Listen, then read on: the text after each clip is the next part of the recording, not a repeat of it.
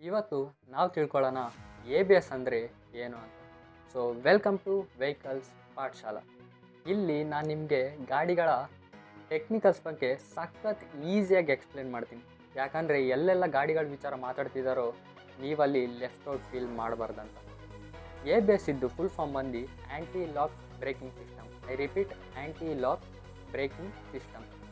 ಸಖತ್ ಸಿಂಪಲಾಗಿ ಹೇಳ್ತೀನಿ. ಇದೇನು ಮಾಡುತ್ತಂದರೆ, ನೀವೇನಾದ್ರು ಗಾಡಿಯಲ್ಲಿ ಸ್ಪೀಡಾಗಿ ಹೋಗ್ತಿರ್ಬೇಕಾದ್ರೆ ಸಡನ್ನಾಗಿ ಬ್ರೇಕನ್ನು ಹಿಡಿದ್ರೆ ಏನಾಗುತ್ತೆ, ಆಟೋಮೆಟಿಕ್ಕಾಗಿ ಅಷ್ಟು ಸ್ಪೀಡಾಗಿ ತಿರುಗ್ತಿರೋ ವೀಲು ಒಂದೇ ಸಲ ಲಾಕ್ ಆಗಿಬಿಡುತ್ತೆ. ಅವಾಗೇನು ಮಾಡಿ ನೀವು ಆಟೋಮೆಟಿಕ್ಕಾಗಿ ಕೆಳಗೆ ಬೀಳ್ತೀರ.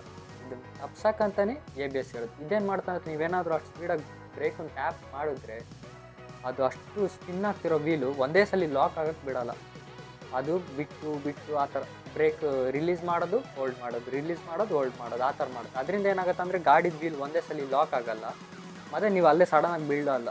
ಅದು ಸ್ಲೋ ಆಗಿ ಮತ್ತು ಗಾಡಿ ನಿಮ್ಮ ಕಂಟ್ರೋಲಿಗೆ ಸಿಗುತ್ತೆ ಅಷ್ಟು ಸ್ಪೀಡಲ್ಲಿ ಇರಬೇಕಾದ್ರೆ. ಸೊ ಇನ್ನೂ ಯಾರಿಗೆಲ್ಲ ಇದು ಸರಿಯಾಗಿ ಅರ್ಥ ಆಗಿಲ್ಲ ನನಗೆ ಹೇಳಿ, ಮುಂದಿನ ಸಾರಿ ಇದನ್ನು ಇನ್ನೂ ಡೀಪಾಗಿ ಎಕ್ಸ್ಪ್ಲೇನ್ ಮಾಡ್ತೀನಿ ನಿಮಗೆ. ಈ ವಿಡಿಯೋದಿಂದ ಸ್ವಲ್ಪನಾದರೂ ನಿಮಗೇನೋ ನಾಲೆಜ್ ಸಿಕ್ತು ಅಂದರೆ ಇದಕ್ಕೊಂದು ಲೈಕ್ ಮಾಡಿ. ನೀವು ಕೂಡ ಇದೇ ರೀತಿ ಗಾಡಿಗಳ ವಿಷಯದಲ್ಲಿ 0ದಿಂದ ಪ್ರೋ ಆಗಬೇಕು ಅಂದರೆ ಈ ಚಾನಲ್ನ ಸಬ್ಸ್ಕ್ರೈಬ್ ಮಾಡಿ.